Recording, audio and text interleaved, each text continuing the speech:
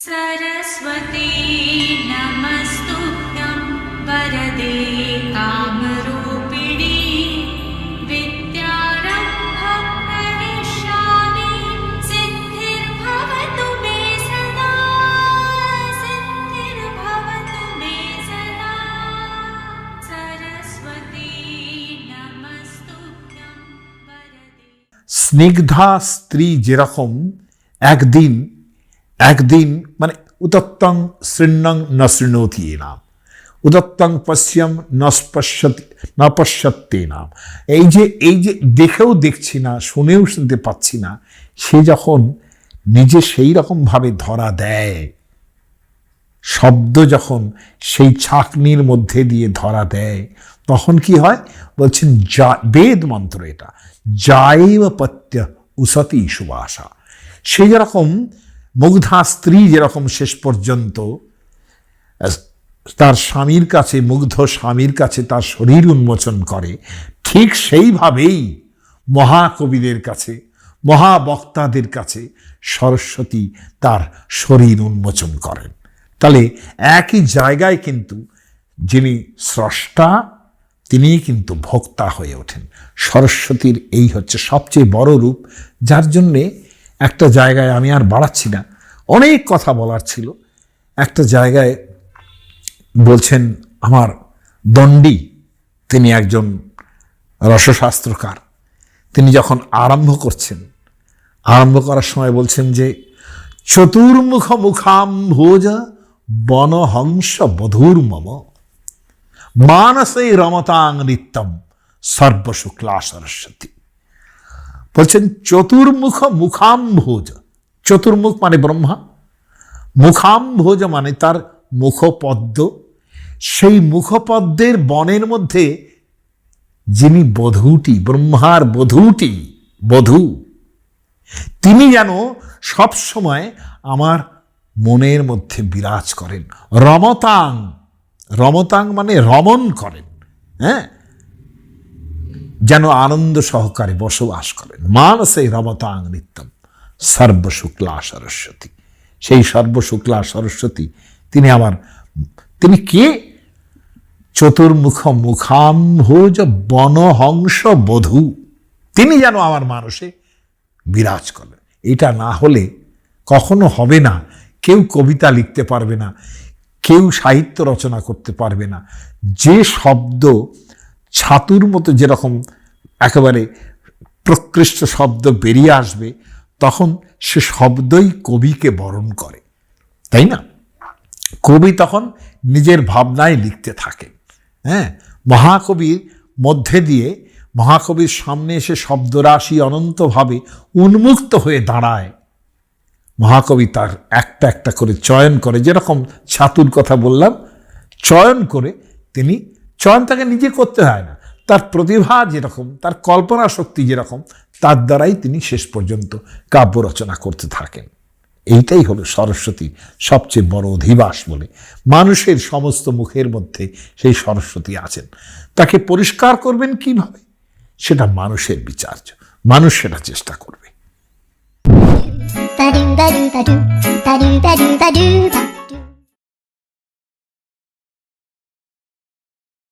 নমস্কার, সুজিত চট্টোপাধ্যায়।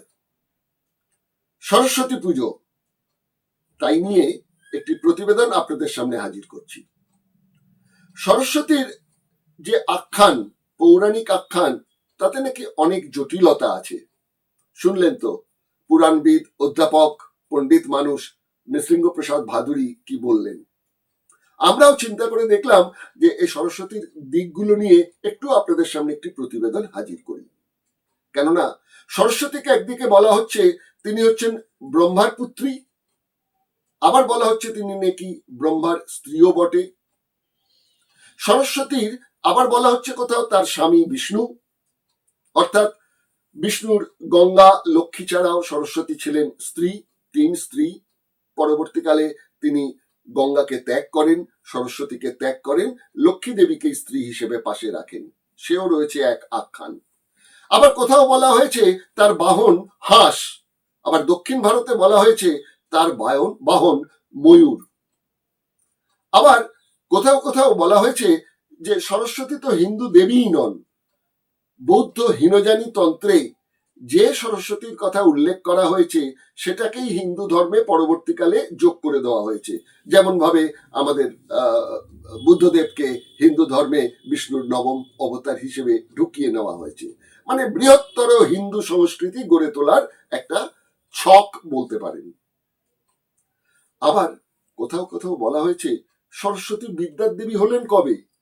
সরস্বতী তো পূজিত হয়েছেন বেদে যেভাবে উল্লেখ করা হয়েছে তাতে তো উনি প্রজননের দেবী।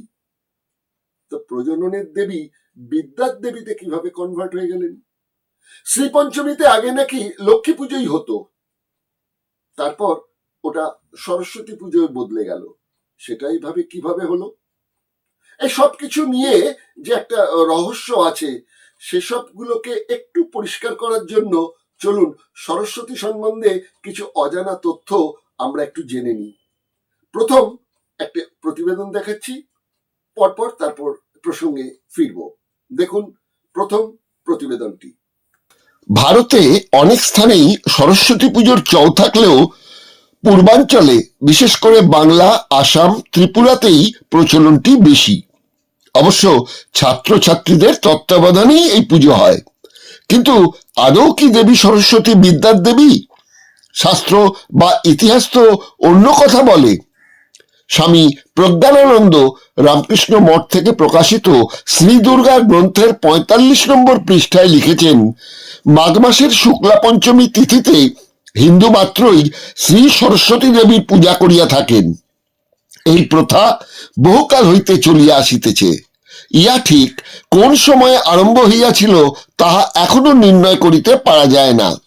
কোন কোন পুরাণের মতে শ্রীকৃষ্ণই এই প্রথা প্রচলিত করিয়াছিলেন এবং মাঘস্য শুক্ল পঞ্চমং বিদ্যারম্ভ দিনে পিছ এই দিন স্থির করিয়াছেন। ইহার কারণ অনুসন্ধান করিয়া আমরা দেখিতে পাই যে ওই দিন লক্ষ্মীর সহিত স্কন্ধের পরিণয় হয়, সেই জন্য ওই তিথিকে শ্রীপঞ্চমী বলা হইয়াছে। সরস্বতী দেবী মূল জায়গায় হিন্দু ধর্মে যেটা বলা হয়েছে, বিষ্ণু যিনি তিনি হচ্ছেন সৌরদেব অর্থাৎ সূর্য, তারই একটি রূপ সরস্বতী। অর্থাৎ বিষ্ণুর তিনটে রূপকে সূর্যের সঙ্গে তুলনা করা হয়েছে। মানে সূর্য যখন প্রথম সকালবেলা প্রত্যুষে ওঠে তখন তার একটা নমনীয় কমনীয় আলো থাকে, সেটাকে বলা হয়েছে উষা, নারী রূপ। মধ্যাহ্ন কঠিন, পুরুষ রূপ। আবার সন্ধ্যায় তাকে বলা হয়েছে সন্ধ্যা, গায়ত্রী। এই তিনটে রূপের কথাই বর্ণনা করা হয়েছে। গ্রিক পুরাণেও কিন্তু এইভাবে তিনটি রূপের কথা বর্ণনা করা হয়েছে। তা এই সূর্যকেই দেবী রূপে কল্পনা করে আমরা সরস্বতী পুজো করে থাকি। এর সঙ্গে বিদ্যার কি সম্পর্ক এলো সেটা হচ্ছে কি না, আলো, সূর্য মানে আলো, আর আলো মানে জ্ঞান, সুতরাং ওই বিদ্যার সঙ্গে সংযুক্ত করাই যেতে পারে, যুক্তির নিরিখে বলাই যেতে পারে। তা এইরকমই একটা ধারণা। চলুন আরেকটা প্রতিবেদন দিয়ে বিষয়টা একটু বোঝার চেষ্টা করি। স্বামী প্রজ্ঞানানন্দ তার শ্রী দুর্গা গ্রন্থে ৪৬ নম্বর পৃষ্ঠায় লিখেছেন, সরস্বতী এক বৈদিক দেবতা। ঋগ্বেদে স্ত্রীরূপিণী দেবতার সংখ্যা অতি অল্প। এই বৈদিক দেবীদের মধ্যে প্রথমা উষা, তাহার পরেই সরস্বতী। সরস শব্দের আদি অর্থ ছিল জ্যোতি, সুতরাং সরস্বতী জ্যোতির্ময়ী। ইনি প্রথমে স্ত্রী অথবা পুরুষ কিছুই ছিলেন না। বেদে সরস্বতীকে সরস্বত অর্থাৎ সূর্যের কন্যা ও পত্নী বলা হইয়াছে। এবার চলুন এই সূর্য বিভিন্ন দেশে বিভিন্ন ধর্মে দেবতা হিসেবে বর্ণিত হওয়া প্রসঙ্গে বঙ্গসন্তান বিজ্ঞানী মেঘনাথ সাহা কি বলেছেন দেখা যাক। তিনি বলেছেন, সূর্যকে দেবতা মনে করা একটি প্রাচীন ও মধ্যযুগের ধারণা মাত্র। এই যুগে সেই ধারণার কোনো সার্থকতা নাই। এখন অতি সাধারণ শিক্ষাপ্রাপ্ত লোকও জানে যে সূর্য পূজা করিলে গ্রীষ্মের আধিক্য বা অনাবৃষ্টি ইত্যাদি দূরীভূত হয় না। বেদে কোনো মূর্তি পুজোর কথা কিন্তু বলা হয়নি বৈদিক শাস্ত্রে, যাকে বলা হয় হিন্দু ধর্মের প্রথম অবস্থা, সনাতনী হিন্দু এই শব্দেই কিন্তু ব্যবহার করা হয় বেদকে নিজস্ব করে নিয়ে। কিন্তু বেদে তো কোথাও ঈশ্বরের কথা নেই, আর সে কথা নেই বলেই বোধহয় ব্রাহ্ম সমাজ গড়ে উঠেছিল ওই নিরাকার ঈশ্বরের আরাধনা করতে গিয়ে। রামমোহন রায় এই যে আমরা আকার দিয়েছি দেব দেবীর, এ সম্পর্কে কি বলেছেন তার একটি বই রামমোহন রায় ও মূর্তি পুজো, বইটি সম্পাদনা করেছেন অমরচন্দ্র ভট্টাচার্য। এই বইয়ের 20 নম্বর পৃষ্ঠায় রামমোহনের কি বক্তব্য আছে দেখুন। রামমোহন বলেছেন, যে কোনো শাস্ত্রে সোপাধি উপাসনায় এবং প্রতিমাদি পূজার বিধান ও তার ফল কহিয়াছেন, সেই সকল শাস্ত্রকে অপয়া বিদ্যা করিয়া জানিবেন। যাহাদের কোনো মতে ব্রহ্মতত্ত্বে মতি নাই এবং সর্বব্যাপী করিয়া পরমাত্মাতে যাহাদের বিশ্বাস নাই, এমতো অজ্ঞানীর নিমিত্ত ওই সকল শাস্ত্রে কহিয়াছেন। অর্থাৎ হিন্দু শাস্ত্রে যে বিভিন্ন দেব দেবীর আকারের কথা বলা হয়েছে তার ব্যাপারে প্রচন্ড আক্রমণ করেছেন রামমোহন রায়। আবার এই বইয়ের 85 নম্বর পৃষ্ঠায় চলে যাই, সেখানে রামমোহন বলছেন, অপসু দেবা মনুষ্যানাং দিবি দেবা মনীষিথাং কষ্ঠলোপষ্টেমু মূর্খানাং মুক্তসপ্তমী দেবতা। এটা তিনি ভাগবত থেকে নিয়েছেন। রামমোহন রায় যে বাংলা অনুবাদ করেছেন তাতে বলেছেন, জলেতে ঈশ্বরবোধ ইতর মনুষ্যের হয়। অর্থাৎ সরস্বতী নদী, সরস্বত এই শব্দগুলো জল, সেই প্রয়োজনে বলছেন যে জলেতে ঈশ্বরবোধ ইতর মনুষ্যের হয়, গ্রহাদিতে ঈশ্বরবোধ দেবজ্ঞানীরা করেন, কাষ্ঠ মৃত্তিকা ইত্যাদিতে ঈশ্বরবোধ মূর্খেরা করে, আত্মাতে ঈশ্বরবোধ জ্ঞানীরা করে।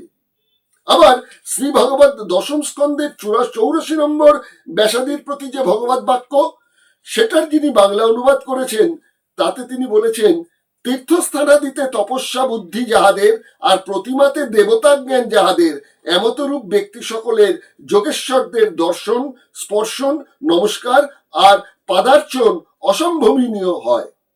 অর্থাৎ এটাও উচিত নয়। এবার আমরা একটুখানি চলে যাচ্ছি 111 নম্বর পৃষ্ঠাতে। সেখানে কি বলছেন রামমোহন রায়? ব্রাহ্ম ধর্মের উপাসক তিনি, মানে বৈদিক ধর্মকে নিয়ে তার যে ব্রাহ্ম ধর্ম, সেখানে তিনি কি বলছেন? রামমোহন রায় মনে করতেন মূর্তি পুজো দ্বারা ঈশ্বরের অবমাননা করা হয়। মহান অনন্ত সর্বশক্তিমান পবিত্র স্বরূপ পরমেশ্বরকে ক্ষুদ্র দুর্বল ও নানা ত্রুটি সমন্বিত মানুষ রূপে উপস্থিত করাই তো তার অবমাননা। তদুপরি তাকে অনেক সময় পশু পক্ষীর আকারেও চিত্রিত করা হয়। তো রামমোহন রায় এই যে আমরা সরস্বতী পুজো বা অন্যান্য পুজোর মূর্তি পুজো করি, সে সম্পর্কে এই ব্রাহ্ম ধর্মে কি বলা হয়েছে। আবার দেখতে পাচ্ছি যে এখানকার যারা প্রচন্ড পরিমাণে হিন্দুত্ববাদী, তারা প্রচন্ড শ্রদ্ধা জানান এই রামমোহন রায়কে। অন্যান্য রাজনৈতিক দল যারা আছেন তারাও রামমোহন রায়কে বাঙালির গর্ব বলেন। বেশ, তো রামমোহন রায় যদি বাঙালির গর্ব হন, তাহলে এই রামমোহনের এই বক্তব্যগুলোকে অস্বীকার করেন কি করে? মূর্তি পুজোর প্রচলনকে সমর্থন করেন কি করে? যাই হোক, ও প্রসঙ্গে আর যাব না। চলুন আরেকটা প্রতিবেদন দেখি। শুধু বেদ কেন, সব প্রাচীন ধর্মগ্রন্থেই সূর্যকে শক্তি স্বরূপ দেবতা মনে করা হয়েছে। গ্রিক পুরাণে সূর্যের দেবতা হোলিওস, এরপর টাইটান, অ্যাপেলো দেখা দেন, আবার হোলিওসের সঙ্গেও মিশে যান। রোমান পুরাণে গ্রিক থেকে প্রভাবিত হয়ে সূর্য হলেন সোল। মিশরীয় ধর্মে সূর্য হলেন রা, বাজ পাখির মতো মুখ আর শরীরটা মানুষের মতো, যিনি ত্রিলোকের শাসনকর্তা। হিন্দু ধর্মের উষা, মধ্যাহ্ন এবং সন্ধ্যার মতো রা, হোরামতি, আসুম, আতুম। ইসলামী ধর্মে যেহেতু ঈশ্বরের কোনো রূপ নেই, তাই সূর্যকে বলা হয় বিশ্ব সৃষ্টির অন্যতম উপাদান, যা আল্লাহ সূর্য সৃষ্টি হিসেবে করেছেন। সূর্য ডুবে যাওয়ার সময় আল্লাহর আরশে সিজদা করে, সেখান থেকেই উদিত হয়। আমাদের বাংলায় সরস্বতী পুজোর প্রচলন শুরু হওয়ার আগে থেকে কিন্তু লৌকিক ধর্ম যা ছিল সেখানে সূর্যের উপাসনা করা হতো, করতেন বিশেষ করে মেয়েরা, যাদের বলা হয় ব্রত কথা। এই ব্রত কথা কারা করেন? ব্রাত্যরা করেন। ব্রাত্য কারা সমাজে? নারীরা। সেই ব্রাত্য শব্দ থেকেই কিন্তু ওই ব্রত শব্দটি চলে এসেছে। সূর্যকে যে উপাসনা করার পদ্ধতিগুলো ছিল, পরবর্তীকালে হিন্দু ধর্মে বিষ্ণুকে সূর্য বানানো হয়েছে, লক্ষ্মীকেও সূর্য বানানো হয়েছে, সরস্বতীকেও সূর্য বানানো হয়েছে, দুর্গাকেও সূর্য বানানো হয়েছে। কিন্তু আমাদের ব্রত কথা কি ছিল, যেগুলো ইতিহাসে তেমন ভাবে আর উল্লেখ করা হয় না? চলুন সেই সূর্য উপাসনার ব্রত কথা সে সম্পর্কে একটা প্রতিবেদন দেখি। বাংলায় যখন উত্তর পশ্চিম ভারতীয় আর্য সংস্কৃতি জাঁকিয়ে বসেনি, বাংলার মেয়েরা মাঘমণ্ডল ব্রতের মধ্যে দিয়ে সূর্যের আরাধনা করত। ইতু পুজো সূর্য পুজোরই নামান্তর। ইতু পুজো রবিবারই হয়। রবিবার সূর্যের দিন নামে প্রতিষ্ঠিত। কৃষকের শীতকালীন শস্য কাটা, নতুন করে বীজ বপনের অন্তর্গত, যা উর্বরতা বৃদ্ধি কেন্দ্রিক একটি অনুষ্ঠান। এপার বাংলার যেমন মাঘমণ্ডল, ওপার বাংলায় সূর্যব্রত। মাঘ মাসের শুক্লপক্ষের রবিবার উঠোনে মাটির বেদিতে প্রদীপ জ্বালানো হয়। সূর্যোদয়ে প্রদীপ জ্বালিয়ে স্নান করে মেয়েরা। পূর্ব দিকে সূর্য আরাধনা করেন লৌকিক ছড়া কেটে। থাকতে হয় উপবাসে, এমনকি চুল বাঁধাও নিষেধ। সূর্য পুজোয় অর্থাৎ ব্রত কথার মধ্যে এই ব্রাহ্মণ্য আগ্রাসন কিভাবে ঘটলো, কিভাবে ব্রাহ্মণরা পুরোহিত হয়ে পুজো আচ্চার নেতৃত্ব দিতে শুরু করলেন, সেগুলো তো আপনাদের শোনালাম। এখন আপনাদের কাছে আমি যেটা তুলতে চাইছি সেটা হচ্ছে যে, সে প্রসঙ্গে শুরুতেই বলেছিলাম যে হীনযানী বৌদ্ধ সংস্কৃতি, সেখানে যে বিভিন্ন দেব দেবীর রূপ পরিকল্পনা করা হয়েছিল, সেগুলোই হিন্দু ধর্মে পরবর্তীকালে স্থান পেয়েছে। এমনই কথা তো বলেন ঐতিহাসিকেরা। শুধু ঐতিহাসিক কেন, বিবেকানন্দ পর্যন্ত স্বীকার করেছেন যে পূজা অর্চনা, প্রতিমা, পুরোহিত এসবই আমরা বৌদ্ধ ধর্ম থেকে নিয়েছি। আর তার সঙ্গে সঙ্গে বঙ্কিমচন্দ্র বলেছেন যে বেদের যে দেবতাদের কথা বলা হচ্ছে, সেই দেবতারা মধ্যে কিন্তু এই হিন্দু ধর্মের এত দেবদেবীর বিষয় ছিল না। বিবেকানন্দ কি বলেছেন আর বঙ্কিমচন্দ্রই বা কি বলেছেন, সেটা চলুন একটা প্রতিবেদনের মধ্যে দিয়ে দেখে দিই। ধীরে ধীরে ছড়াকাটা ব্রত ব্রাহ্মণ্যবাদীদের গ্রাসে গিয়ে হিন্দু উৎসবে পরিণত হয়ে যায়। আর তেমনি ব্রত পালনে পৌরত্ব প্রথায় ঢুকে পড়ে ব্রাহ্মণরা। অথচ এই ব্রাহ্মণ পুরোহিত সম্পর্কে স্বামী বিবেকানন্দ কি বলেছেন?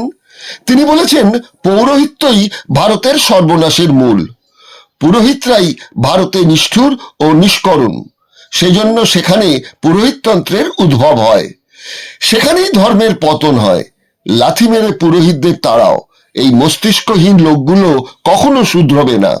শত শত বছর কুসংস্কার ও অত্যাচারের ফলে তাদের উদ্ভব। আগে তাদের নির্মূল করো।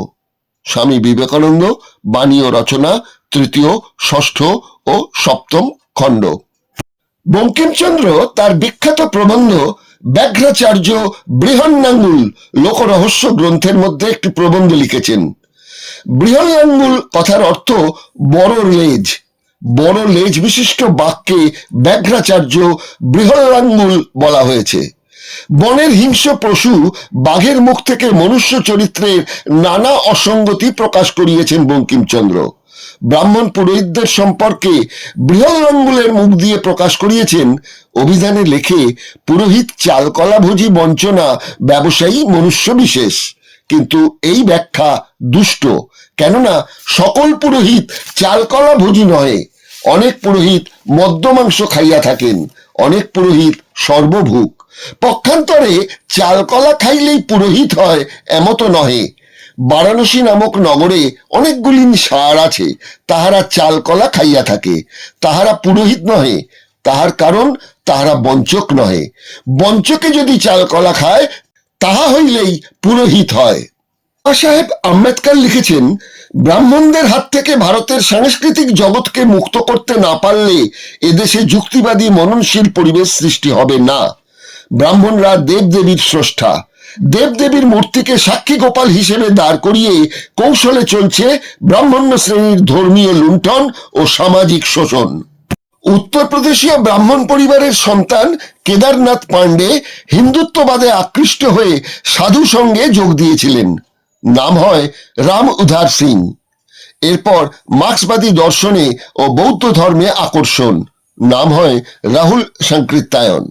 তিনি তার ভলগা থেকে গঙ্গা গ্রন্থে লিখেছেন, ব্রাহ্মণ্য ধর্মে অর্থাৎ হিন্দু ধর্মে আমার ঘৃণা ধরে গেছে। ব্রাহ্মণেরা আমাদের দেশে মানুষকে ছোট বড় জাতে এমনভাবে ভাগ করে দিয়েছে যে কেউ নিজের চেয়ে নিচু জাতের লোকের সঙ্গে মিশতে প্রস্তুত নয়।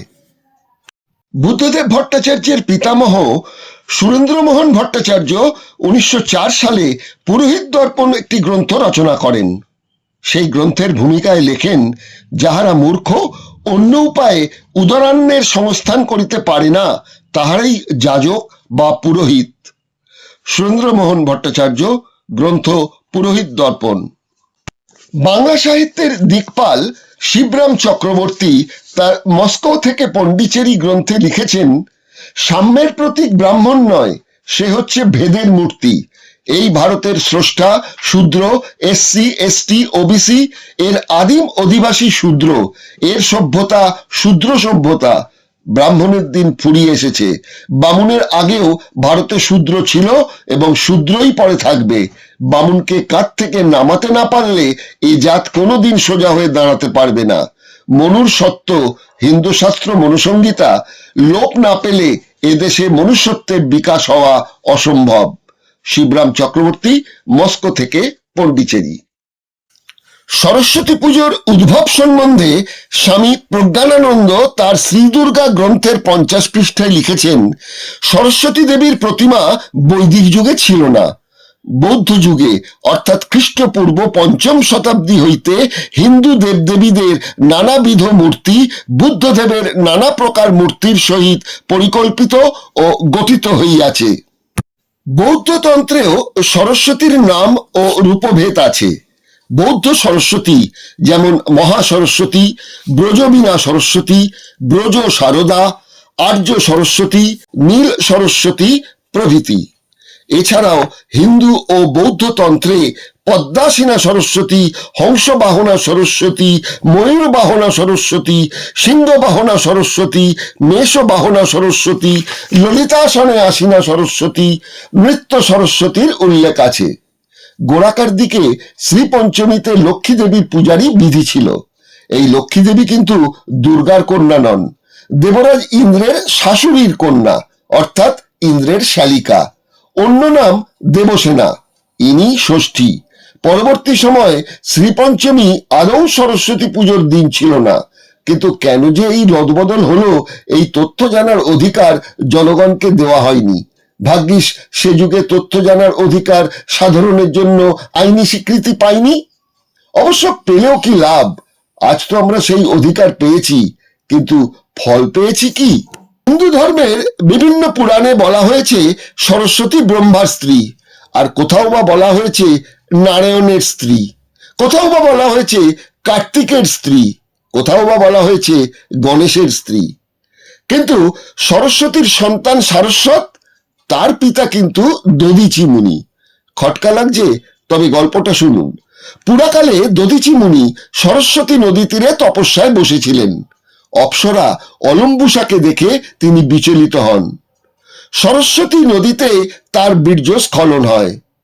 সরস্বতী নদীর গর্ভেই ফলে জন্ম হয় পুত্র সারস্বতের। প্রসবের পর সরস্বতী সেই পুত্রকে দিয়ে দেন দধিচি মুনিকে। দধিচি মুনি তুষ্ট হয়ে বর দেন, সবচেয়ে পুণ্যবতী হবে তুমি। কিন্তু পরবর্তী সময়ে প্রায় 12 বছর দেখা দিল খরা, কারণ অনাবৃষ্টি। মহর্ষিরা পেটের জ্বালায় দিগ্ভ্রান্ত। পুত্র সারস্বতকে দেবী বললেন, তোমার ভয় নেই, তোমার আহারের জন্য মৎস্যের অভাব হবে না।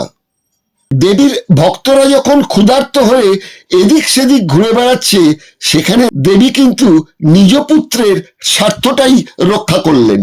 পুরাণ বা ধর্মীয় ব্যাখ্যাকার পণ্ডিতেরা যতই এক নারী মূর্তিকে কল্পনায় রাঙিয়ে জ্ঞানের দেবী বলুক না কেন, ঐতিহাসিকদের গবেষণায় প্রমাণিত সরস্বতী নদীর তীরে আর্য মুনি ঋষিদের জীবনযাপনের সুবিধার জন্য কৃতজ্ঞতা স্বরূপ দেবী ভাবনা কাজ করেছে।